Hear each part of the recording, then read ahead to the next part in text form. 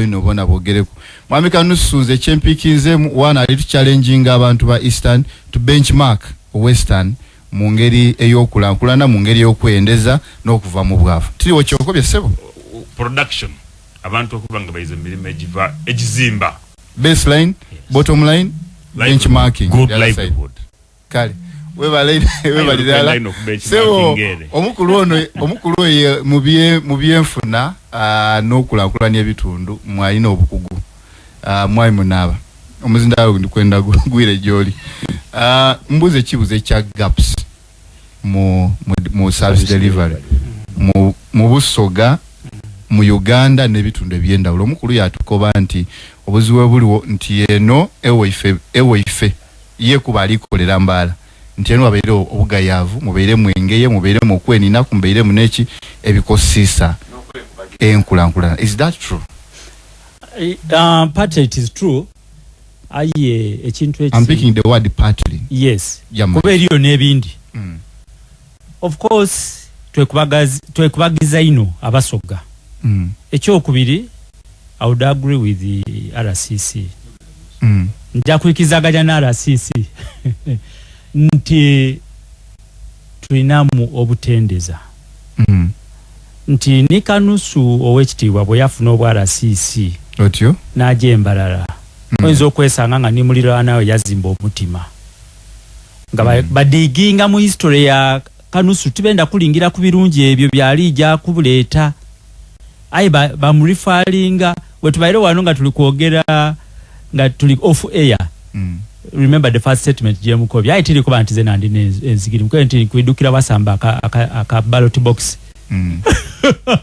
So twendaino okurifalinga ku history instead of looking at the future to go forward. Ngamunivu.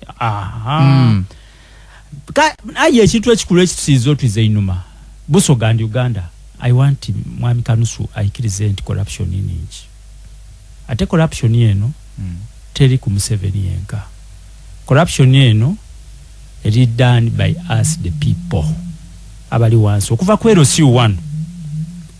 When ndide wano mu studio mbaye ndikwebaza mayor okulima enguudo obulungi kubanze ng'omuntu wa wansi feeling anti billion mu 7 yatu owekiti oyawuliranga abantu okuba mayor bayinza olowooza bawiganga ne yazibu mayor weka mulize mayor wanga ali mulala na Azizi Luwano ne wakiso joli eriyo mayor town council bana mayor ba politician abeeta ba mayor nga tibali suppose kwa ba mayor baba basiru tibategeera mayor wanga ali mulala wakamuli municipality Azizi Luwano era nendo omwebazo okulima enguudo ayi ndi ku challenge nga buli lwenda ku studio wano challenge abe idinda on top of esente ndo baba mwena $1 billion malimi yako ebiguudo ebyeitaka mwata kumaramu. I want mwami Kanusu atukobere kikyakoze ku kyalo abayizeeyo aize weekend aja yabuzaako abantu kwaki enguudo edede budondo amaadi bwe gabaga gwire ebityomi bumugemanga nemotoka etasobola agivuga oba asula mu hotel mu idinda yako amasi munda gani wane kigudo kibi ngali mu hotel otyo. So let us stop sugar coating tutaino sukali ku kamulali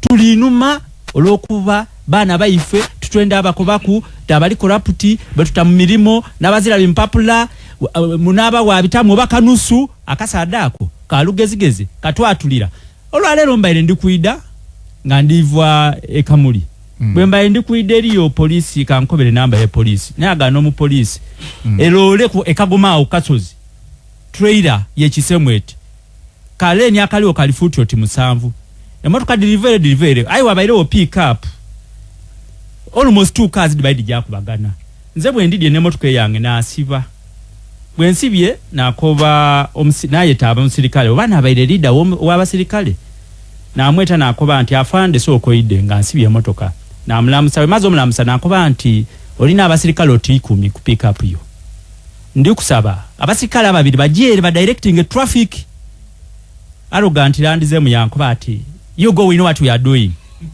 ayemba enjamu ira mwanjira okumulinga ku ngeti jacket kyamba ile kikyafu ino nakuba nti ono obwongo buchafu ngeki jacket ekyo enamba eyo eri UP 05469 era ndi kusaba DPC are taking interest in that. UP 05469. UP 05469. Pega neyo nentegera yaife ndimu advice singa accident yebawo. Mwami naba tofunia buzibu because oba kuogana trained person, not educated person. Ebintu bibiri byandawulo. I'm a patriot. I'm training. I'm also trained. I'm trained and I'm patriotic. I know my rights. I don't mind kasanze nchitaire kumpe by the time ndida kumpe onindo gede chintu. I'm ready for anything. And there is no way we are going to transform this society. That tubakobeire ebizibu byaiwe. But your mwami oyo, those are the type of people we have. Ayi accident webawo ngamvuirewo. Accident ya induduzi abaganda bali ja kumupira. Naye agana egayaza. Bali ku moto kabona wangulu natukana koba wa traffic yali awo nti ayimwe traffic mukolachi. Dine moto kando ja kozi accident. Naye nakatuke kamuli ngampulira nti bafunya accident empiji. Baweerewo. So bine ebintu ebya sugar coating tuli corrupt. We are too corrupt. Season ya weire. Ekamuli tibali mangudo.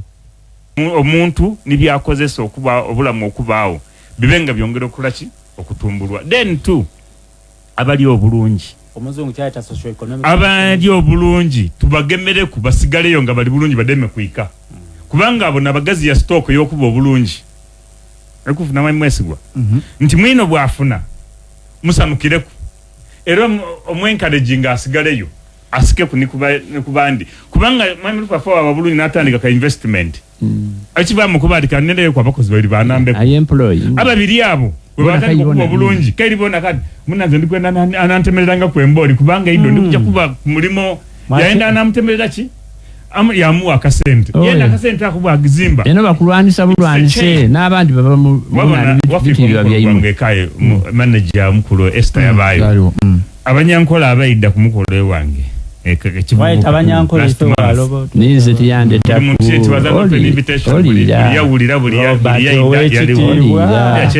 get the point. It was open nandi ku social media now olira ndikuwaira get the point batani soko lima